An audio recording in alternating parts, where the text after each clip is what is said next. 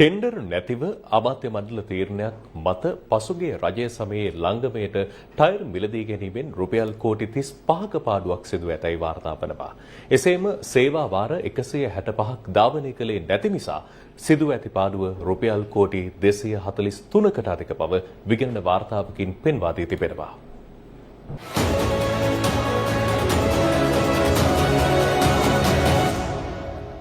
ශ්‍රී ලංකා ගමනාගමන මණ්ඩලයේ බස් රථ සඳහා පිර වූ ටයර් සහ ටයර් පෙරසවි කිරීම සඳහා ටෙන්ඩරය පිරිනමන්නේ නැතුව අමාත්‍ය මණ්ඩල තීරණය මත මිලදී ගැනීම සිදු කර ඇති නිසා විශාල පාඩුවක් සිදුව තිබෙනවා. විගණන කාර්යාලය නිකුත් කළ වාර්තාවකයි මේ බව දැක්වෙන්නේ. මේ හේතුවෙන් 35 කෝටි 60 ලක්ෂයකට වැඩි මූල්‍යමය පාඩුවක් සිදුව ඇති බවයි එම වාර්තාවේ දැක්වෙන්නේ. අමාත්‍ය මණ්ඩල තීරණය මත සිදු කළ මෙම මිලදී ගැනීම හේතුවෙන් මණ්ඩලයේ ගෙවා ඇති මුදල කෝටි 284කට අධිකයි. ලංගමට සපයන ලද සිලින්ඩර් පෙට්ටි 176කින් 22ක් ප්‍රතික්ෂේප වීම නිසා එම ප්‍රසම්පාදනයෙන්ද 1 කෝටි 42 ලක්ෂයකට වැඩි පාඩුවක් සිදුව තිබෙනවා. එමෙන්ම රුහුණ ප්‍රාදේශීය කාර්යාලය මගින් පාලනය වන ඩිපෝ මගින් ධාවනය කළ යුතු ගමන් සේවා 41ක් සහ කෙටි ගමන් සේවා 124ක් දීර්ඝ කාලීනව නැවතී තිබූ බවද මෙම වාර්තාවේ සඳහන්. මෙම සේවා වාර 165 ධාවනයට එක් නොකිරීම නිසා 2023 දී මණ්ඩලයට අහිමි වූ ආදායම රුපියල් කෝටි 243කට අධිකයි. එක්සත් ජාතීන්ගේ තිරසර සංවර්ධනය සඳහා වූ 2030 න්‍යාය පත්‍රයට අනුව එම න්‍යාය පත්‍රය ක්‍රියාත්මක කිරීමට අදාළ වන